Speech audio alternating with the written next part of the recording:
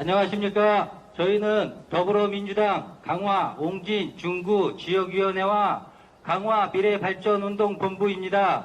저는 더불어민주당 강화군 민원실장 유성헌입니다.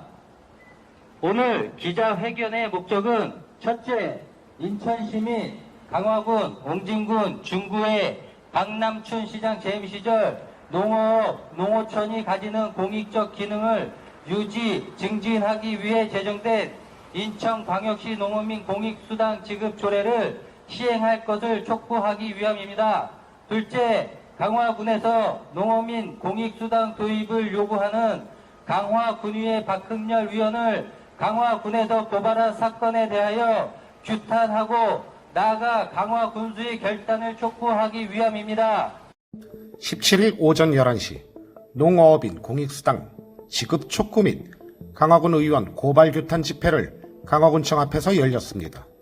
더불어민주당 강화군 의원과 인천시 지역 위원들이 참석하면서 농어업인 공익수당 지급과 강화군 의회 박흥렬 의원 고발을 취하하라는 내용입니다.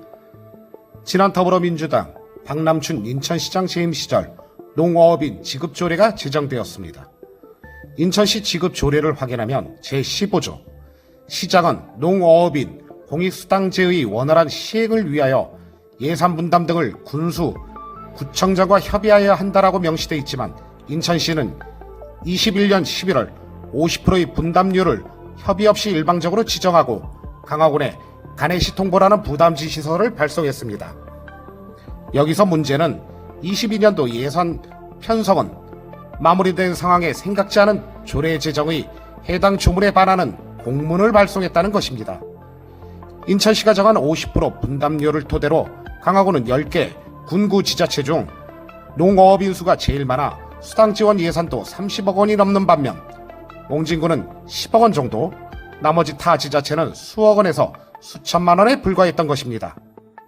22년 1월 25일 한국농업경영인 강화군 연합회 주역돈 회장과 농업인 단체는 10만 원으로 상향 조정하라는 농어업인 공익수당 관련해 입장문을 발표했습니다.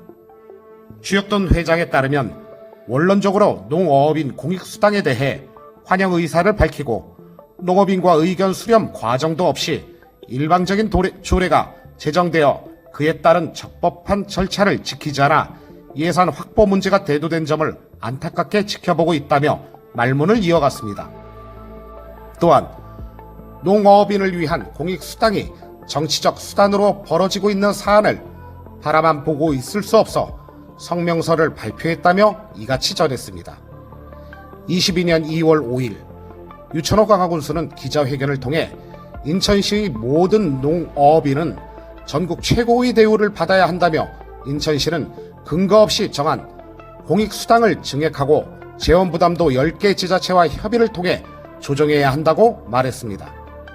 그러지 않아도 유정복 인천시장을 면담해 농어업인 공익수당 지급을 촉구하며 시비 예산을 기존 50%에서 70%로 확대해 줄 것을 건의한다고 합니다.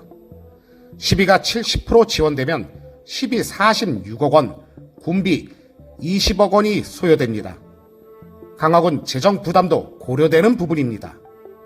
또한 박흥렬 의원 고발건에 대해 17일 집회를 마친 오후 피고발인 조사를 받은 것으로 알려졌습니다.